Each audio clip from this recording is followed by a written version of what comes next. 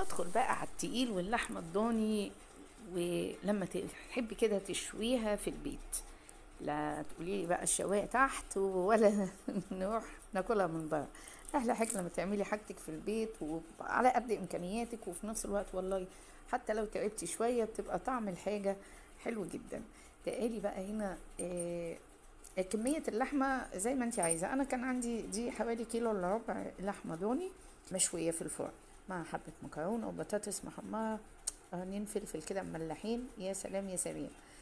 يلا بينا كده، سهل وبسيطة خالص ومش هتاخد معاكي وقت خالص. مبدئيا كده الكمية اللي تناسبك طبعا اعمليها. يلا بينا بقى ندخل على وصفتنا ونقول كل اللي احنا عايزين نقوله في الوصفة دي.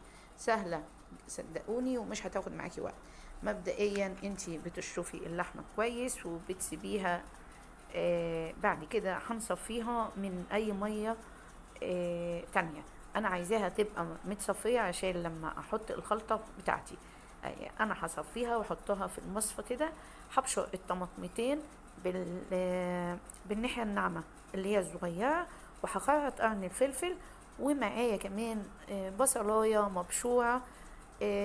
حابة تطلعي من الديب فريزر اللي انتي شايلاه براحتك، حابة تعملي فريش.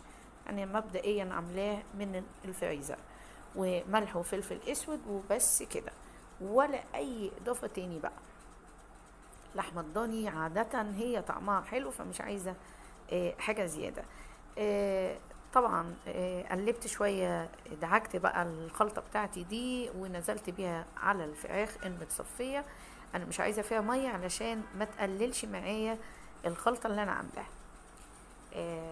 هسيبها كده، هغطيها وهسيبها ساعة ساعتين براحتك خالص. بعد كده بدأت رصيتها على الشواية من فوق كده اهو.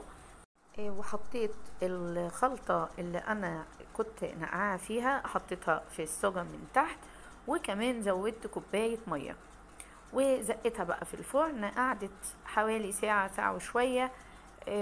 ولعت عليها الشواية كمان لما اخدت اللون الحلو اللي انتوا شايفينه ده مع بطاطس محمرة، ما فيهاش اي مشكلة.